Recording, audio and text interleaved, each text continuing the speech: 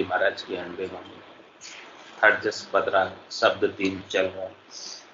महाराज फरमा रहे बांदा ओ जुगे मोयन जाने लारे बांदा ओ जुगे मोयन जाने ला कोई बिरला हंस पिछाने लारे कोई बिरला हंस पिछाने ला रे बांदा यो जुग मोयन जाने लारे बांदा यो जुग मोयन जाने ला पच पच चढ़ेगी गगन में ऊंचा सहज समाधन पावे रे पच पच चढ़ेगी गगन में ऊंचा सहज समाधन पावे मो संग चढ़े जिकारे भाई 8 पोर गरणावे रे मो संग चढ़े जिकारे भाई 8 पोर गरणावे रे बांदा ओ जुग मोयन जाने लारे बांदा यो जुग मोयन जाने ला सता समाधि रात दिन लागी मोसंग चढ़िया जा रे सता समाधि रात दिन लागी मोसंग चढ़िया जा रे पवन खेच बच पच चढ़िया उतरत कछु नहीं बारा रे पवन खेच बच पच चढ़िया उतरत कछु नहीं बारा रे बांदा ओ जुग मोयन जाने लारे बांदा ओ जुग मोयन जाने ला ज्ञानी के मांड में सारा कोई नहीं जीत न पावे रे ज्ञानी के मांड में सारा कोई नहीं जीत न पावे रे एक साख में सब को ही पकड़ूं तो बार न आवे रे एक साख में सब कोई पकड़ूं तो बार न आवे रे बांदा ओ जुग मोयन जाने लारे बांदा यो जुग मोयन जाने ला माया चरित नहीं केवल में पाखंड रूपी बाई रे माया चरित नहीं केवल में पाखंड रूपी भाई रे जो पर चाबायर ला होवे केवल लजायो आई रे जो पर चाबायर ला होवे केवल लजायो आई रे बांदा ओ जुग मोयन जाने लारे बांदा यो जुग मोयन जाने ला ज्ञानी सबे ग्रस्ती जैसा संत बुद्ध नहीं कोई रे ज्ञानी सबे ग्रस्ती जैसा संत बुद्ध नहीं कोई रे केवल भक्ति को भेद न जाने क्या पंडित क्या लोई रे केवल भक्ति को भेद न जाने क्या पंडित क्या लोई रे बांदा ओ जुग मोयन जाने लारे बांदा यो जुग मोयन जाने। महाराज फरमा रहे हैं कि हे बांदा है मन ये संसार वाले मुझे जानते नहीं। मेरी सदगुरु की अगाध सत्ता है, निज नाम में सतनाम, कुदरत कला नहीं। इसकी जानकारी सबको, संसार वालों को नहीं। वेद वेद की जानकारी दो, लबेद की जानकारी तो सबको है, क्योंकि वो इंद्रियों के द्वारा दिखाई देता है, सुनाई देता है, करने में आता है, क्रिया में आता है, इसलिए उसको सब जानते हैं। लेकिन हमारा जो ज्ञान है वो इंद्रियातीत, वचनातीत, अनिर्वचनीय, कहने में नहीं है, सुनने में नहीं है, बस केवल कृपा में है। ऐसे ज्ञान को सब जानते हैं। तो महाराज फरमा रहे हैं कि पचपच चढ़े गिगन में ऊंचा, सहज समाधान पावे। श्वासों को खींचकर गिगन के अंदर श्वासों को चढ़ा लेते हैं, बाह्य कुंभक, आंतर कुंभक लगाकर श्वासों को रोक लेते हैं, और जब तक रोके रखते हैं तब तक रुकी रहती है, और जैसे ही वापस रोकना छोड़ते हैं, वापस वो वैसे के वैसे उसी स्थिति में आ जाते हैं। तो महाराज फरमा रहे उनको सहज समाधि की अवस्था प्राप्त नहीं होती, लेकिन जो निज नाम के संग ऊपर चढ़ता है, ऊर्ध गति को प्राप्त होता है, निज नाम के संग 12 कमलों का छेदन करता है। महाराज फरमाए उनके 8 और गरनाट, 8 और गुणात्मक शब्द की ध्वनि सुनाई देती।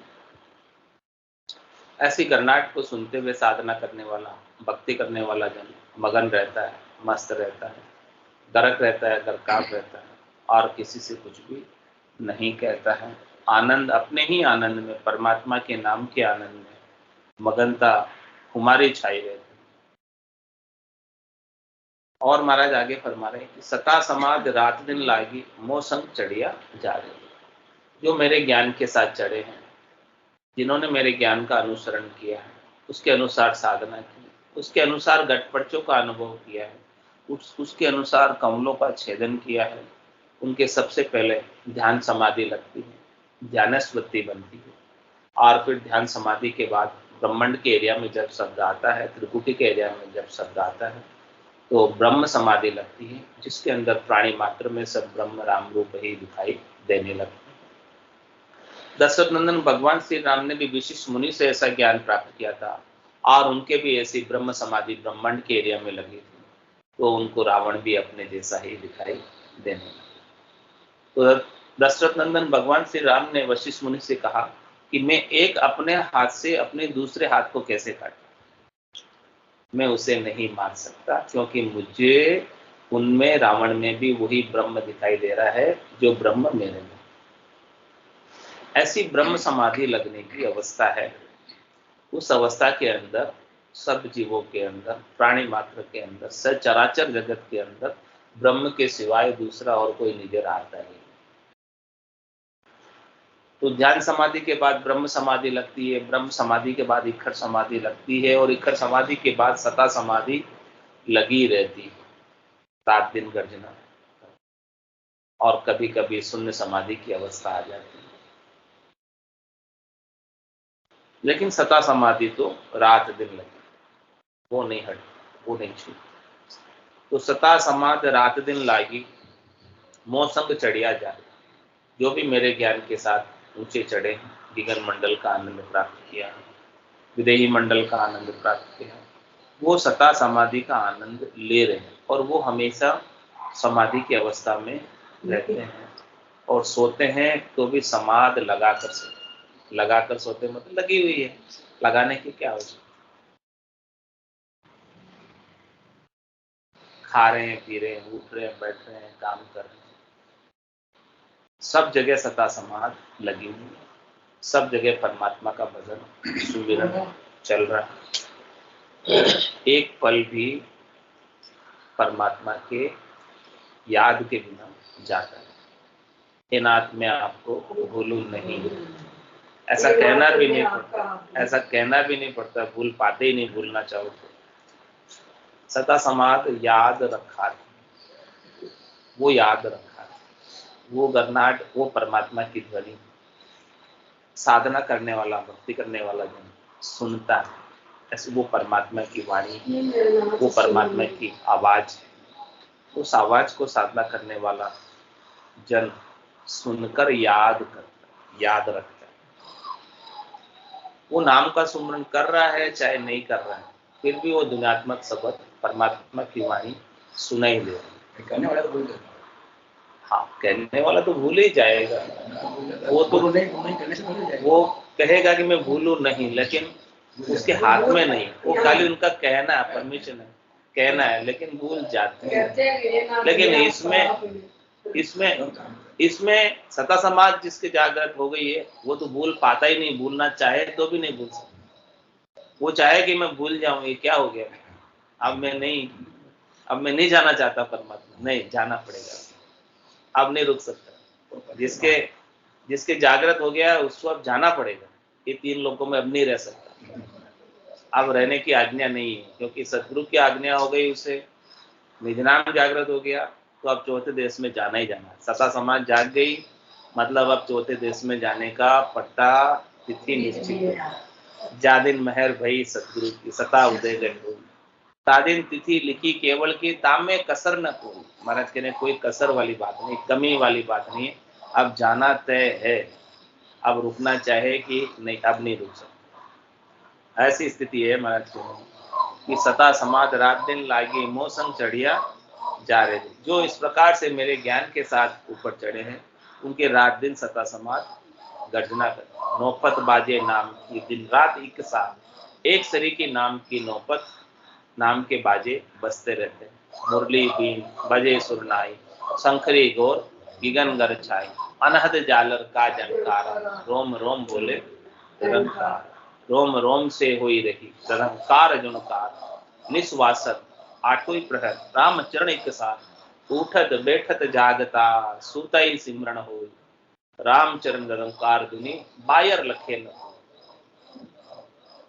भीतर की वस्तु है, बाहर की चीज नहीं है, तो साधना करने वाला, भक्ति करने वाला जन सुनता है इसे। और इसके अलावा महाराज कह रहे पवन खेच पचपच चढ़िया उतरत कछु नहीं बारा, जिसने पवन को खींचकर, श्वासों को खींचकर समाधि लगाई है, ऊपर चढ़े हैं, अष्टांग योग के अंदर यम नियमों का पालन करके धारणा ध्यान समाधि तक पहुंचे हैं, आसन प्राणायाम करके, तो महाराज फरमाने की वो जब तक करते हैं तब तक ठीक रहता है, और वापस उतर जाती है समाधि, स्थायी समाधि में वो लगती है और उतरती है, लगानी पड़ती है फिर उतर जाती है। इसमें लगानी पड़ती नहीं, इसमें लगी ही रहती, तो उतरने का काम क्या कुछ, जब लगी ही रहती तो उतरेगी क्यों, उतरती नहीं। तो पवन खेच पचपच चढ़िया उतरत कछु नहीं बारा, उसको उतरते समय नहीं लगता। और आगे महाराज हमारे ज्ञानी जी के मान में सारा कोई नहीं जीत न पावे इस ज्ञान को। ये ज्ञान की अद्भुत विलक्षण बात, ऐसी अद्भुत बात कौन जानते ज्ञान, ये ऐसी अद्भुत विलक्षण बात बताओ, ये बात ये चीज है नहीं सब ज्ञानियों के पास। तो महाराज हमारे की जब वो चीजें ही नहीं है, वो अस्त्र नहीं है, वो साधन नहीं है, वो उपाय नहीं है, तो इसके सामने कैसे टिक पाएंगे। जितने भी ज्ञानी है इस संसार के अंदर, उनको इस बात का भेद नहीं पता, इस चीज की जानकारी नहीं, तो वो कैसे जीतेंगे। जितने भी मांड में ज्ञानी हैं वो इस ज्ञान के सामने हारेगा, इस ज्ञान के सामने वो जीत नहीं पाते। ये अद्भुत विलक्षण ज्ञान है। और कह रहे एक साख में सब कोई पकड़ूं तो ही इतवार ना हो। महाराज कह रहे मैं एक साख ऐसी बता दूं, एक साख उनसे ऐसी पूछ लूं इस ज्ञान के बारे में, तो महाराज कह रहे कि उनको तो आता ही नहीं है, कैसे बताएंगे, जिनको आता हो तो बताए। तो भी महाराज कह रहे कि मैं ऐसी बात पूछता हूँ जिसमें सब हार जाते हैं, फिर भी लोगों को इतबार क्यों नहीं आता इस ज्ञान के ऊपर। इस ज्ञान पे इतबार करो, भरोसा करो, विश्वास करो, नैचा करो, दृढ़ता करो, प्रकृति करो, केश बराबर हाथ करो, जैन राखे को तो या कृपा ना बने, ऐसी कुदरत है। इस कृपा को प्राप्त करना है तो पूर्ण विश्वास के साथ, नैचे के साथ, प्रकृति के साथ, शरणागति के भाव से इस ज्ञान को धारण कर लो। और क्या करे हमारे ज्ञान के अंदर कैसा कैसा चीज है इसमें अद्भुत विलक्षण, कि माया चरित्र नहीं केवल में पाखंड रूपी भाई। हमारे इस केवल ज्ञान में माया का कोई चरित्र नहीं, पाखंड नहीं, दिखावा नहीं, ऊपर के व्यवहार नहीं है, हद की क्रियाएं नहीं, करनियां नहीं, जो कुछ है भीतर में, यानी दिखावा के कोई काम नहीं है। पाखंड क्या होता है, माया क्या होती है, जो दिखता है आंखों से, जो दिख रहा है वही माया है। आंखों से दिखाई दे रही है वो क्या है, माया है। तो महाराज कह रहे हमारे आंखों से बाहर दिखाई देने वाले बहिरंग पर्चे नहीं, करामात नहीं, करतूत नहीं, रिद्धाई नहीं है, सिद्धाई नहीं, चमत्कार नहीं। लोग सब चमत्कार को नमस्कार करते हैं। हाँ, बाहर की चीजों में जो चमत्कार होते हैं उसको सब नमस्कार करते हैं, लेकिन महाराज कह रहे हमारे केवल्य के ज्ञान में ऐसी कोई बाहर के चमत्कार नहीं। जो कुछ है भीतर की बात, आत्मा की बात, परमात्मा की बात। तीन लोकों में फल की प्राप्ति का भी उपाय नहीं है हमारे ज्ञान में। हमारा ज्ञान तो इस आत्मा को तीन लोकों के सुखों से उदासीन करके, छुटा के परमात्मा के देश में लेकर जाना चाहता है। जब ये तीन लोकों के सुख में उलझ जाता है, तीन लोकों के उपायों में उलझ जाता है, तो ये जीव बंध जाता है और अधिक छूट नहीं पाता। जितना अधिक सुख लेने में प्रवृत्त होगा उतना अधिक इस संसार के अंदर बंधा रहेगा। तो महाराज कह रहे कि हमको बांधना तो नहीं है, हमको तो जीव को मुक्त करना है। बंदी छोड़ गुरुदेव, दया सागर गुण दाता। बंधन से छुड़ाने वाले हैं गुरुदेव, बंधन में डालने वाले नहीं। बंधन में तो अपन पहले से डले हुए हैं। ब्रह्मा विष्णु महेश्वर शक्ति जिणिये बंधन दिया, सत बेराग बिना नहीं छूटे बहुविधि गाढ़ा। ये बंधन तो रजोगुण के, तमोगुण के, सतोगुण के, पांच तत्वों के शरीर के सुख लेने की इच्छा के पहले से ही पड़े हुए, आज से नहीं अनंत जन्मों से पड़े हुए। इस बंधन से सदगुरु ही छुड़ा सकते हैं। तो सदगुरु ऐसा छुड़ाने का ज्ञान अपने को बख्शिश कर रहे हैं। तो क्या कह रहे हैं महाराज, माया चरित्र नहीं केवल में हमारे इस केवल माया का कोई चरित्र नहीं, माया का कोई पाखंड नहीं, माया का कोई उपाय नहीं। कह रहे जो पर्चा बाहरला होवे केवल लगाया, तो कह रहे कि कोई बाहर के पर्चे है तो वो केवल ज्ञान को लज्जित कर। वो किसके समान है कि आप कल्पवृक्ष के नीचे गए और उससे क्या मांग रहे हैं, कद्दू मांग रहे हैं। घर पे सब्जी बनानी है, हे कल्पवृक्ष महाराज हमको कद्दू दे दो। तो आज का काम तो हो जाएगा। चलो कद्दू बड़ा होता है तो हफ्ते भर चल जाएगा, काट काट के खा लेंगे, पर हफ्ते बाद क्या करेंगे। तो महाराज कह रहे हैं कि मांगना ही हो तो ऐसी चीज मांगो जो सदैव सदैव के लिए आपके आनंद हो जाए। ऐसी छोटी मोटी चीज मांग के क्या करोगे। तो ये जो बाहरले पर्चे है वो सब छोटी मोटी चीज है, क्षणिक नाशवान थोड़ी देर की चीजें है। इन सब चीजों से कोई आने जाने, कोई लॉन्ग टर्म का काम आपका होने वाला। आपका लॉन्ग टर्म का काम तो केवल पद आनंद पद को प्राप्त करने से होगा, गट पर्चों से होगा। बाहरले पर्चे चमत्कार से नहीं होगा, रिद्धाई सिद्धाई से, करामात करतूत से लॉन्ग टर्म काम होने वाला नहीं। शॉर्ट टर्म काम जरूर हो जाएगा, थोड़ी देर क्षणिक नाशवान। शरीर संसार के सुख वर्तमान में मिल जाएगी, लेकिन भविष्य में क्या करोगे। ये आत्मा क्या खाएगी, क्या पिएगी, क्या करेगी। ये कितने दुख भोग के आई है, कितने दुख अभी यहाँ भोग रही है। अब यहाँ आकर ऐसी केवल्य की भक्ति को प्राप्त नहीं किया तो आगे जाकर कितने दुख भोगेगी। बार बार 84 में आएगी, बार बार गर्भवास में आएगी। उससे छुटकारे का उपाय कर। यहाँ के सुख का उपाय करके क्या गर्भवास छूट जाएगा, आगे की योनि छूट जाएगी, वापस योनि में आ जाएंगे। अंत काल में होती वासना जहाँ में वासा पाए, गए सुखराम वासना ऊपर कर सवार।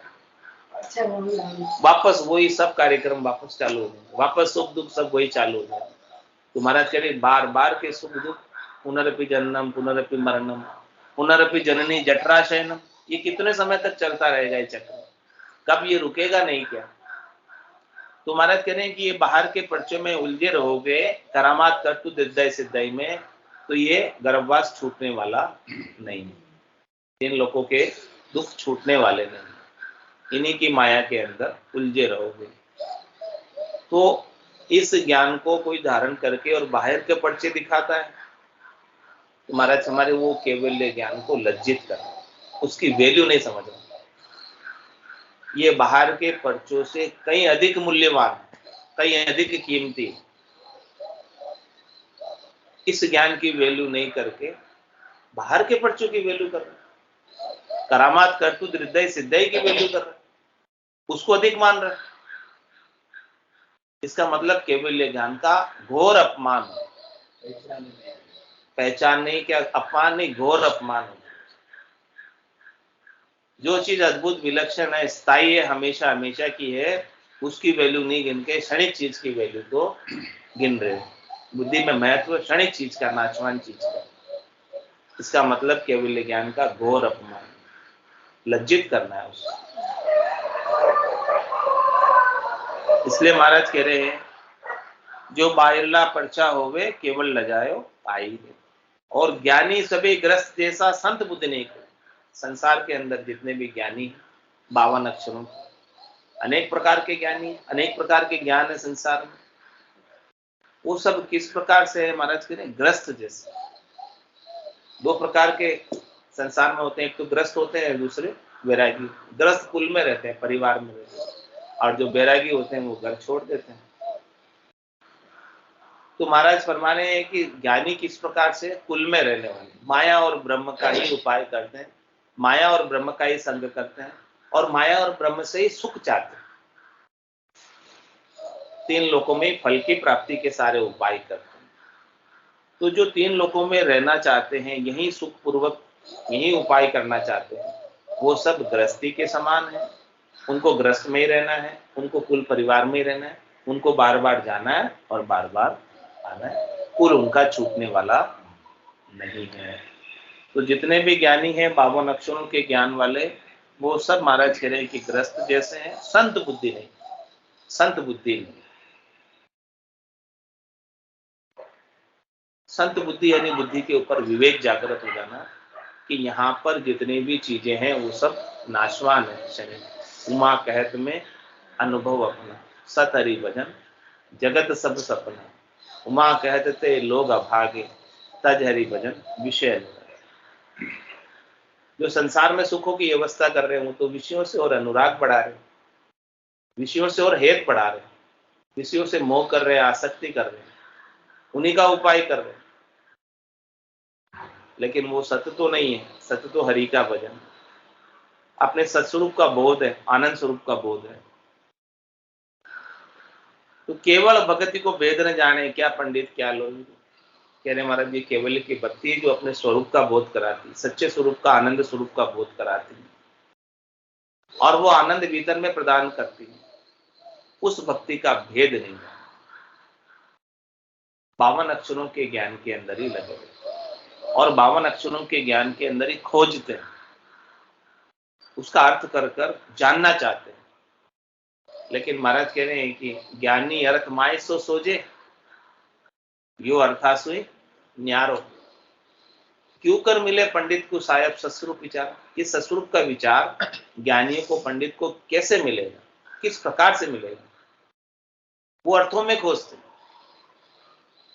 वो किताबों में खोजते, वो अक्षरों में खोजते, वो वेदों में, शास्त्रों में, पुराणों में खोजते। लेकिन महाराज कह रहे हैं कि ये जो सस्वरूप का जो ज्ञान है वो कहीं लिखा हुआ नहीं किताब में, क्योंकि लिखने में नहीं आता। लिखने में आता तो लिख देते, और पढ़ने में भी नहीं आता। राम कागदा ऊपर मंडे नहीं, मुख और जीभ पर आवे। रूप देख देखन के माई, दिष्ट मुष्ट में आवे नहीं। हे भूप निज नाम मुख माई नहीं आवे, ज्ञान गम सोजा गत नाय पावे। तत्व रूपी गुरु की दिल मेर भाई, निज नाम जागे शिस्तन माए। सब गट तेरे साईं, खाली गट नहीं, बलिहारी वा गट ने जामे प्रगट। ऐसा एक ज्ञान है। तो ज्ञानी और पंडित अर्थों में खोजते हैं, लेकिन ये अर्थों में नहीं। किताबों में खोजते हैं, लेकिन किताबों में नहीं। कितने ही किताबों का अध्ययन कर लो, तनों भर किताबें पढ़ लो, लेकिन ये ज्ञान प्राप्त होने वाला नहीं है। इसीलिए महाराज ने सब ज्ञानियों को, पंडितों को गृहस्थी बताया, और जो केवल्य के ज्ञान को धारण करने वाले हैं वो संत है, सद्गुरु है, केवली भगवंत है, जिन्होंने केवल पद, आनंद पद को प्राप्त किया। तो अपने को दोनों मार्ग इस संसार में उपलब्ध है, ऋषि मत और संत मत। कौन से मार्ग पे जाना है वो आपके हाथ की बात है। चयन आपको करना है, क्या चाहिए आपको, इस आत्मा का कल्याण चाहिए या क्षणिक नाशवान सुख चाहिए, तीन लोक के फल चाहिए। जो चाहिए वो उपलब्ध है इस संसार में।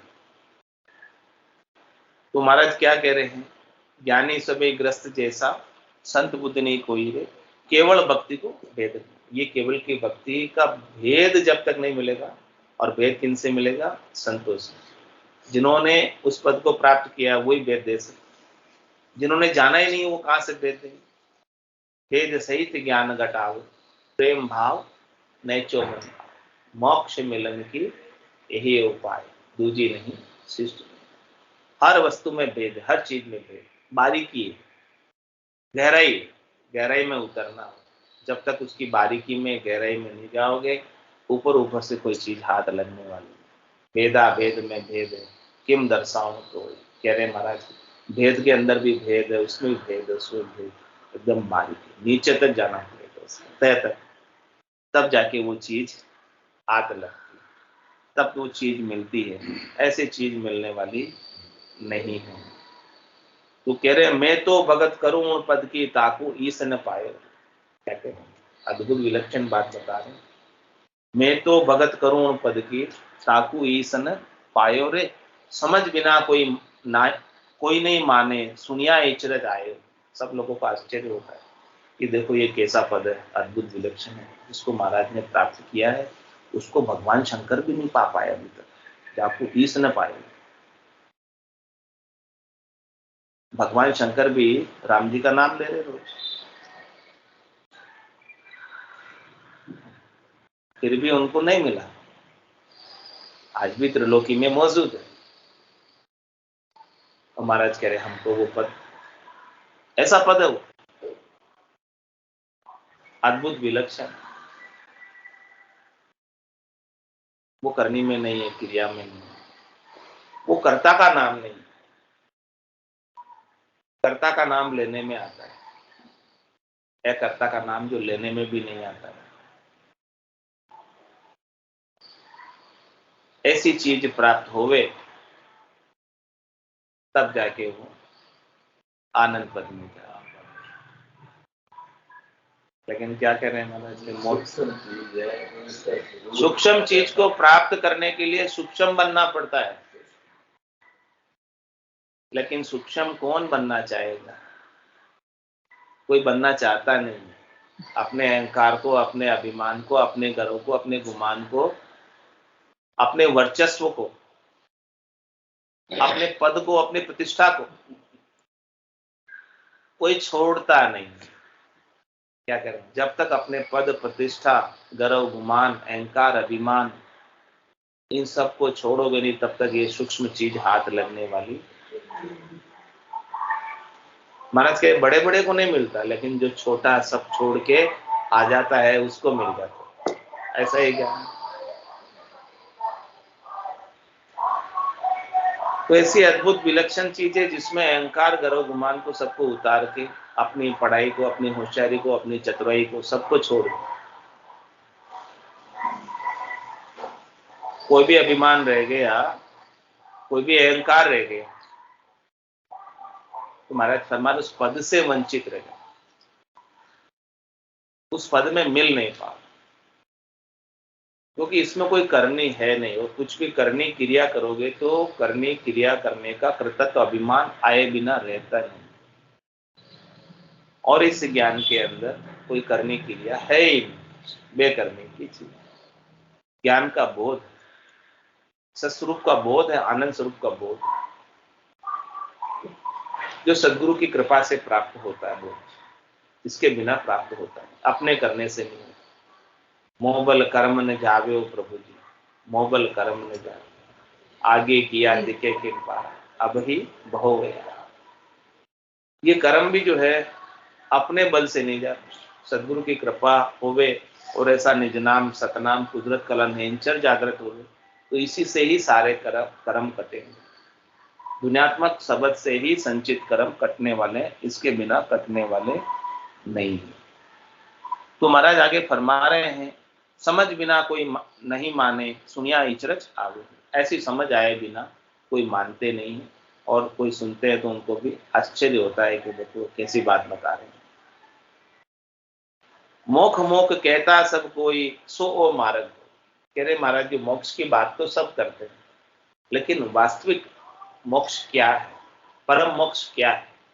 परम मोक्ष यही है जो मोक्ष की बात कहते हैं। कोई तो स्वर्ग कोई मोक्ष बता देते हैं, कोई वैकुंठ को मोक्ष बता देते हैं, कोई सृष्टिकर्ता परमात्मा के पद को मोक्ष बता देते हैं। तो महाराज फरमा रहे वो बता देने से मोक्ष हो नहीं जाता, वहां जाकर तो फिर लौट लौट के आ जाते हैं। कर्ता पद तक भी जाते हैं तो भी फिर लौट लौट के आ जाते हैं। वास्तविक मोक्ष तो जो आत्मा निज नाम के संग जाती है, सतनाम के संग जाती है, कुदरत कला नेंचर के संग जाती है, वो सारे ऊपर के 13 लोकों का अतिक्रमण करते हुए जाती है। ऊपर के 7 भवनों का अतिक्रमण करते हुए जाती है, सबसे आगे जाती है। वो परम मोक्ष है, कर्ता पद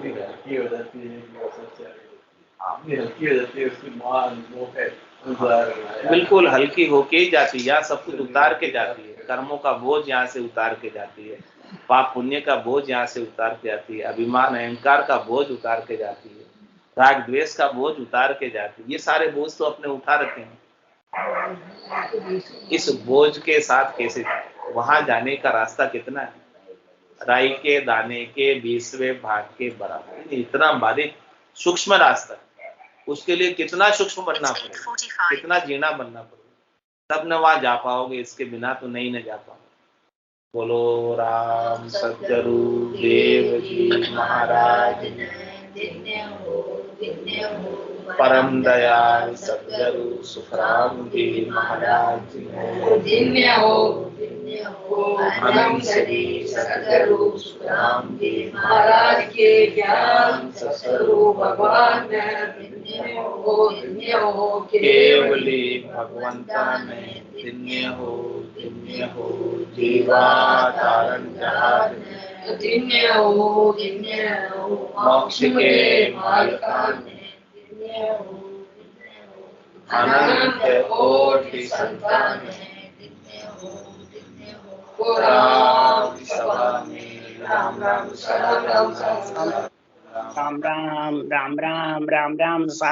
राम सा सब संतानें सत्संज्ञा ने राम राम राम राम राम राम राम राम राम।